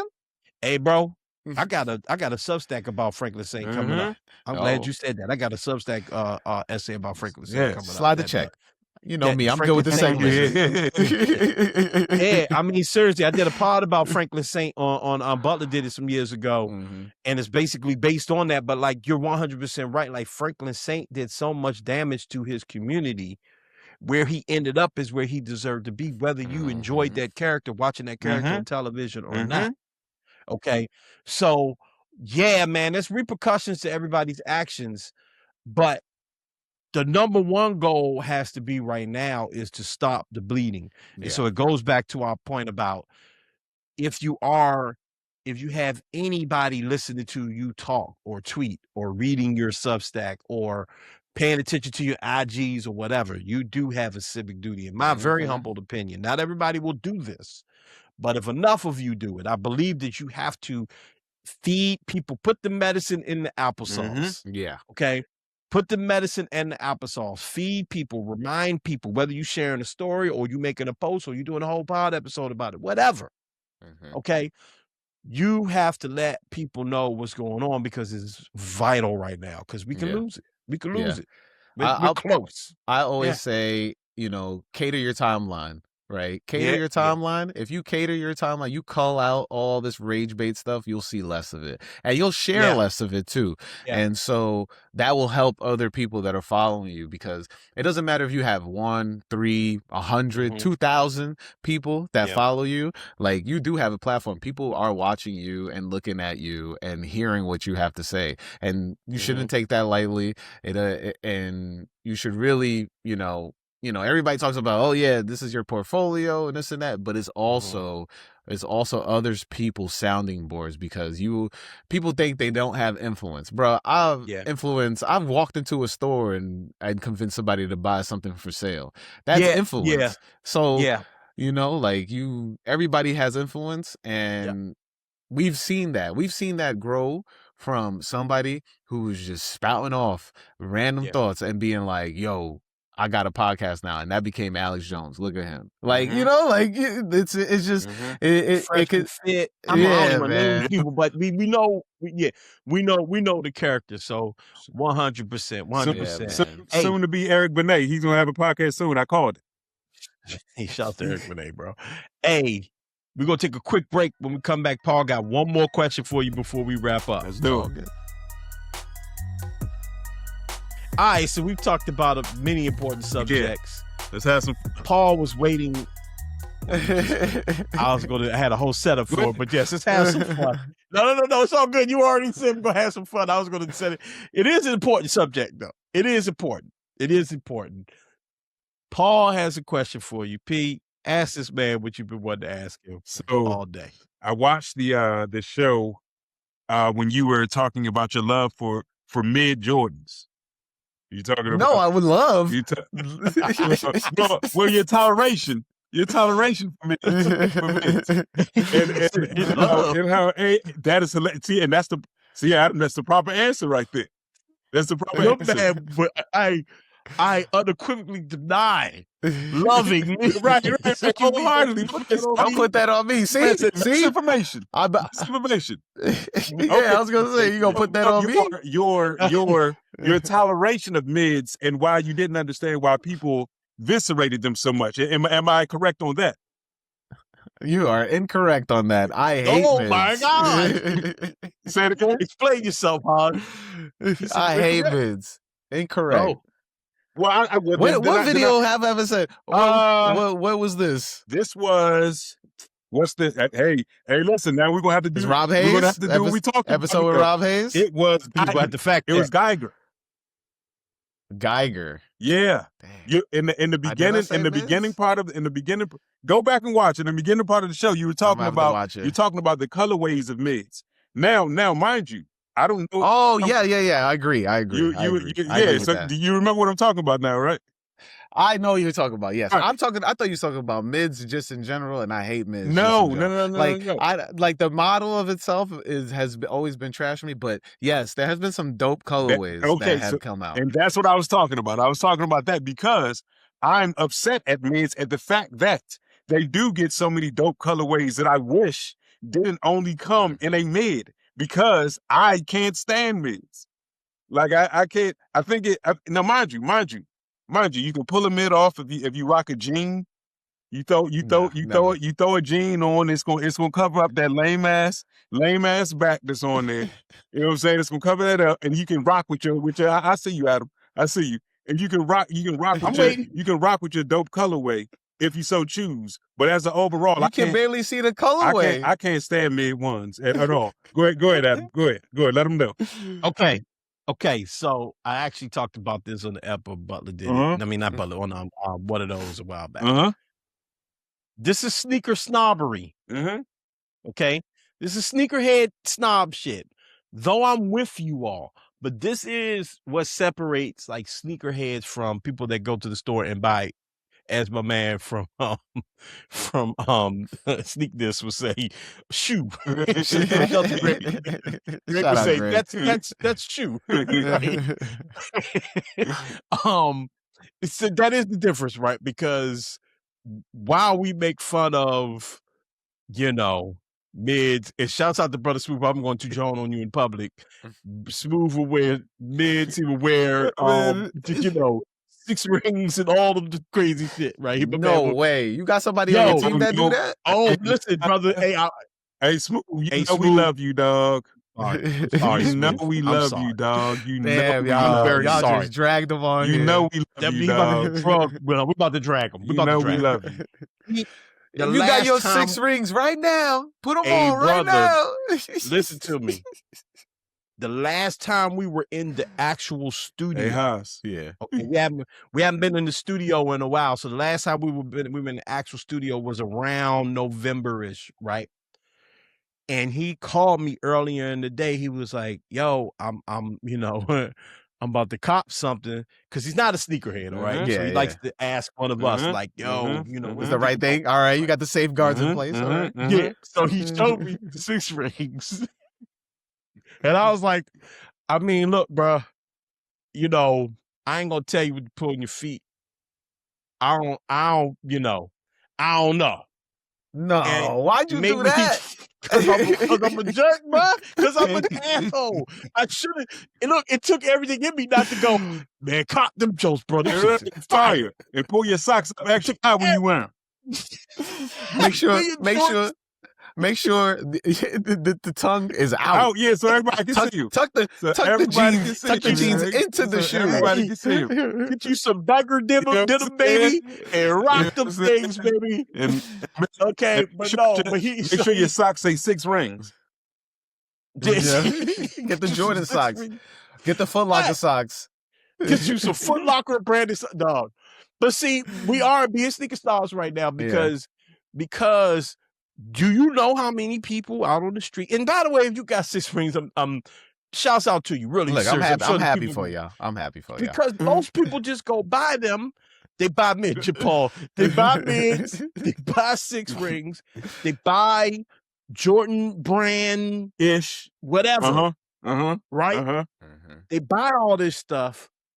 And this stuff sells, bro. Yeah. Like it sells. There aren't many people walking around with bricks on or walking around with Union, Union ones would name that Union one or off-whites or, whatever. You know what I'm saying? And that's why I say it's sneaker stopper, because I appreciate mids. And I'm going to tell you why. Not because I've had a couple pair of mids. He's about to say a backhanded compliment. I already know where you're going. He's gonna be like, I appreciate mids because now I know say a backhanded compliment. That you're not one of us. You're not one of us. There's no, not when you talk about the mids, it has to be backhanded. No, I'm not. I promise you. He's like, see, I appreciate mids and people that buy 6 rings that they have shoe strings. he's like, Adam's like, I appreciate people that buy mids and 6 rings. You know why? Because now I know I don't have to talk to you about sneakers. It's less of them out there now. No, listen, I appreciate mids because there are some people out there that can't even think about, real talk, they can't even think about getting their hands on. Not because they're so special necessarily, but because a lot of the sneakers we buy are very expensive, right? And they're not in the store. And most people wouldn't even know where to look for, again, a pair of bricks. My wife bought me a pair of bricks for my birthday. And I said, "You bought those? Like you actually, you went and you spent, like she spent that bread. You got bricks, bro. Like them joints. Yeah, but I got those retail. His wife is awesome. Baby. Awesome.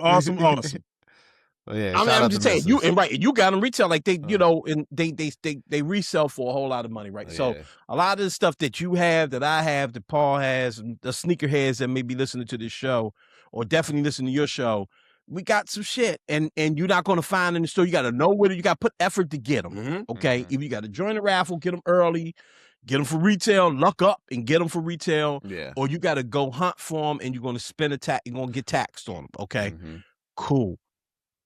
Mids are for people that just want to have something that says Jordan and it kind of looks like a Jordan. And I'm telling you, next when you go outside tomorrow, It's like just GTA. Look around. Everybody rocking them.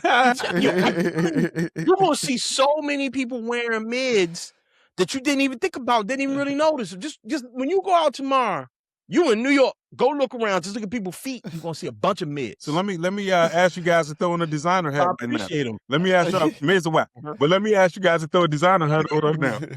Do you think that they put mids in so many dope colorways because people as a overall don't really rock with them?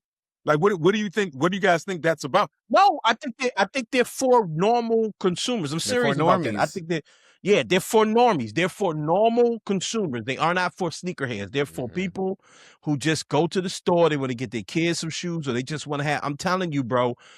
So many people I know rock mids, and I know people. I'm not joning on nobody right now, that will kind of consider themselves a sneakerhead that just got got 6 or 7 pairs of mids. Right. See, and I can't even, because in their mind, they just that guy. Because their mind, no, that's seriously in their mind, they just went and bought some Jordans. Right. Yeah. But I so like this is, I mean, this is what I was thinking the entire time. I appreciate your immediate response, though. It made me feel good. Go ahead. Go ahead. So this is what I was thinking the entire time we were having this conversation. We grew up in this time where being a sneakerhead was like this secret language. Like if you got some, you like. Yes. Right? Yes. And so when we lost that. We lost that 2013. We lost it. Like, that's gone. Everybody we really lost it after The Last Dance. Yeah, we really super lost it in 2020 when everybody started, you know, spending that check, that stipend, you know. And pretending to be sneakerhead. Right. Yeah, but like it made sneakers, it made being a sneakerhead a commercial thing. Like, it was in the mainstream. People was like, oh, yo, and it wasn't this secret language that we can all speak now, right? So now you walk in the street, you don't know who's rocking real or fake or where they got them from. You got the StockX tag on it. Like, there's all these things now that, like, now it's a little bit harder to find out, oh yeah, do you really rock with this or you don't? Right. The one thing about that, though, is because of the trickle down effect, and I'll explain this a bunch, right? Where it's like, if everybody's rocking bricks, right? You know, what's the cheapest thing you can do? Because you're already sold through the stock of it. You make a takedown. You sell that, and you the margins on that are insane. Right. You're gonna make $200 off a shoe, right? Just off the shoe itself. Like, I'm talking about the brand itself. And so it's a lot easier to infiltrate, you know, I've been calling people the normies for the longest, but like the normals, the custies. Right. Like, you know, you're just trying to get the person that's trying to go to DSW. They only got like $80 that they can spend right now, and they're like, "Oh, I seen that colorway before." And that small little influence that people that I mentioned earlier that people think they don't have, you influence this small, you know, person to get that mid or to get that you know, that court flight or whatever that they're coming up with, whatever. Right.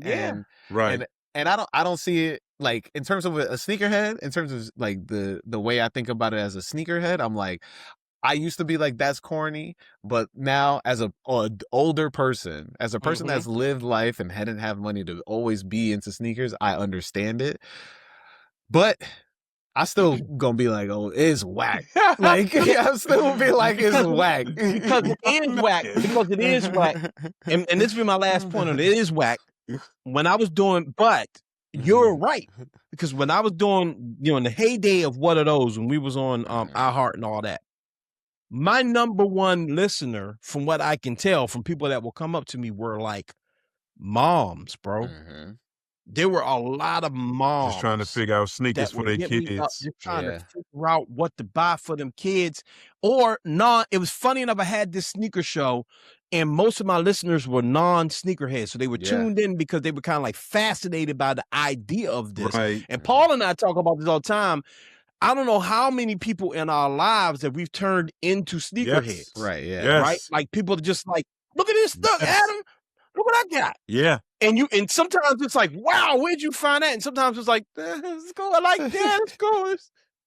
And so most of the times when it would be like a mom or someone that would hit me up and be like, hey, I'm trying to buy these for my son, or one of my wife's friends that's just like, I'm trying to find this sneaker. It makes you chuckle because it's really like, just go on Nike. It's right there. Like, you don't got to find that. Like, that's there. Like, that's just a regular mid or a low. It's not even like the regular. It's not even like the retro low. It's like the low with the little wings on the, you know, the other lows, right? It's just there. But you don't want to yuck anybody's yum, because that's what I mean by being like a sneaker snob. Because that's when I could be like, yo, I didn't wear that bullshit. Can't help you with that. I'd never. No, if you want that, what I did was I encouraged you to get into something that you did not care about. Right. You saw me wearing these things and you thought it was cool. That is the highest of compliments. Yeah.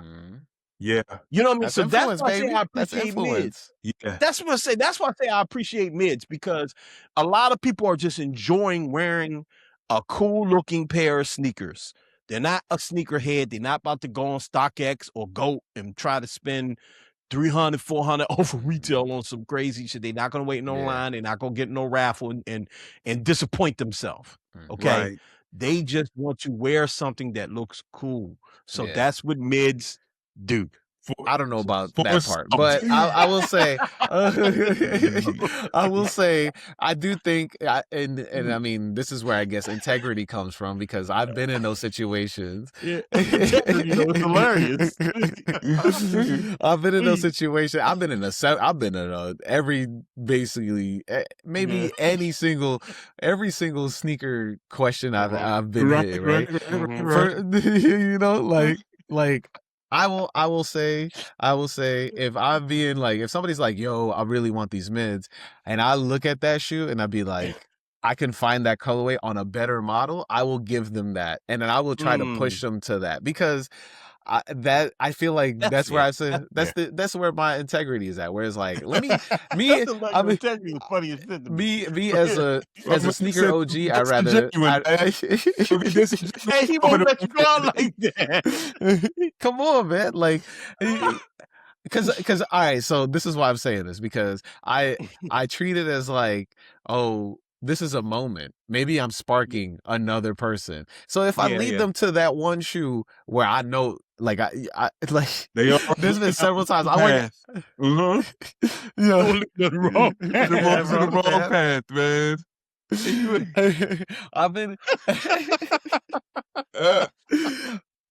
I've been in that situation where, like, I work in corporate America, so like people pull up to me all the time and be like, yo, you know, I'm thinking about getting these or whatever. And I remember this dude I used to work with, he pulled up on me, this is recently too, he was just like, yo, we got gift cards at work or whatever, and I'm like, he's like, yo, I'm like, what you think again? He's like, yo, Nike gift card, I think I'm gonna get these. And he shows me, and it's like some terrible model. I'm like, you sure about this, bro? And it's like, you know, maybe like a blazer with a, you know, like, you know, bro, you can't go wrong with a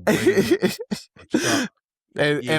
I think like, if anything, it's funny because it all depends on your sneaker OGs. Like my OG, 100. Shout out to my homie. Yeah. 100. Shout out to my homie Fresh Daily. He was on the podcast. Like Fresh Daily, I remember when we first started like becoming cool or whatever, he was the one that was like, yo, you should check out these dunks and look at these, check out the samurai dunks. Like, and him just being like this, like, breath of like, yo, there's no like, yo, you're not a sneakerhead if you don't got this. Right. It's like, I was like, I want to be like that type of person. I want to be like open arms. And that's why I always say, like, when people ask me, like, I think sneakers are for everybody, right? Yeah, like, and I'm never going to be that one, that OG that be like, nah, man, you don't know what you talking about. Yeah, that's why. That's why. So like, but you still got no love for mids. That's all that matters. Yeah, no love for mids. Bottom line, no love for mids. Have some integrity. Have some integrity. Tiptoed around all that just to get back to the fact that no love. Have some integrity is wow, but I love it. All right, let's get ready to wrap up.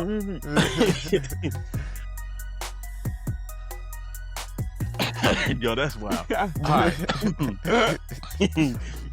Yo, Haas, thank you so much, man. We really appreciate you holding down with us today, man. Before we let you go, brother, let them know where they can hear the show. Let them know where they can follow you, bro. Yes, sir. I am Who is Haas on all social medias. Follow the podcast, My First Kicks Pod. Hit up the Patreon, patreon.com/myfirstkicks. You can find it everywhere. My First Kicks, myfirstkicks.com. I got merch. I got all that good stuff. So yeah, hit me up. I also take My First Kick stories. If you heard me talk about it on here, you know, hit me up, info@myfirstkicks.com. If you got a My First Kick story, would love to hear it. I'll read it on the podcast as well. So yeah, that's it, man. 100. Yeah, man. Real cool. Yeah. Real cool talking about everything with you. And getting to talk a little sneakers is really cool too. So great chopping up with you, bro. I greatly appreciate it. I appreciate y'all. Sure. Appreciate the invite, man. You know, you guys have been crushing it. I love it. I love to see it. Brother. You know, you guys, I remember when you first brought it back up, Adam, I was like, yo, this is something that, you know, we've been missing. And this is something that, you know, you got to keep pushing forward. So we thank you, bro. We in it, bro. We thank you. Appreciate you, man. We appreciate you, man. All right, let's get ready to wrap this up, man. Remember to subscribe to the podcast, hit the notification bell if you already subscribed. Do all of that stuff. Comment on the video, all of that stuff. Listen to us on podcast platforms. 5 stars, like my man Haas said. Come on, man. rate and review the show, all of that. Follow us on social media, MSR Tribe on Instagram, Mindstream Radio on Facebook, MSR Tribe on Threads. All right. P. Yo. Feeling good? 100%. Absolutely wonderful show, man. This is great. We're informative, man. We had some good fun. So I'm feeling great. Yeah. That's the best kind of show, man. Definitely. We'll be back next week. Got another cool guest to introduce to y'all. Well, y'all gonna know who this person is. So we got another cool guest, and then we'll be back for our next Friday show. Narcos will be back on the show, and then hopefully we'll be back in the studio. Back in the studio. I think we'll be back in the studio real hopefully soon. next time I'm pulling up, man. Come on, bro. Pull up to the studio. You still owe me dinner. Yeah, I got you. Yes, I do. We spots around here. We got you. Yeah. Come down. We gonna chop it up. We gonna eat. We're gonna paint the town red. We're gonna paint the town blue. Here we go. Paint the town blue. That's what we're gonna do. There it is, man. For sure, man. All right, I'm Adam Butler. That's Paul Span. Black Man Span exiting the building. Remember to be great. Free DC. Elevate us.